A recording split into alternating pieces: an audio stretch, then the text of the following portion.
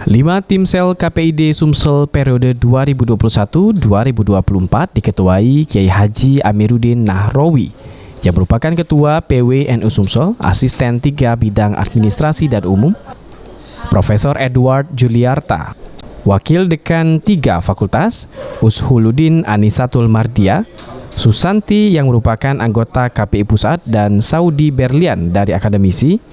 Tim sel ini dibentuk oleh Komisi 1 DPRD Provinsi Sumsel yang merupakan orang-orang pilihan yang dianggap kredibel. Ketua Tim sel KPID Sumsel, Amiruddin Nahrawi, mengungkapkan proses pendaftaran calon komisioner KPID Sumsel segera dilakukan sesuai dengan tahapan dan aturan. Cak Amir menjamin tim sel akan menjalankan amanah untuk menyeleksi orang-orang yang berkompeten dan kredibel di bidang penyiaran demi kemajuan penyiaran di Sumatera Selatan. Penyeleksian yang betul-betul orang yang bisa dipertanggungjawabkan. Tanggung jawab bukan hanya saya selaku ketua tim penyeleksi KPID tentunya akan bertanggung jawab, bukan tanggung jawab hanya kepada manusia, tapi kepada Allah Subhanahu wa Ta'ala.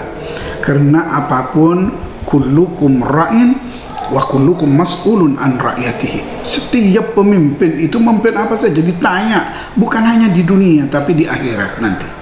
Makanya kita penting dengan betul-betul, karena orang ini yang nanti tentunya yang dipilih itu nanti akan dibawa ke Komisi 1. Nah, dari Komisi 1 nanti ya tentu diajukan kepada gubernur. Ia juga berharap ke depan KPID Sumsel berperan dalam mendorong lembaga penyiaran di Sumsel semakin baik dengan konten yang edukatif dan tidak menyebarkan berita bohong atau fitnah.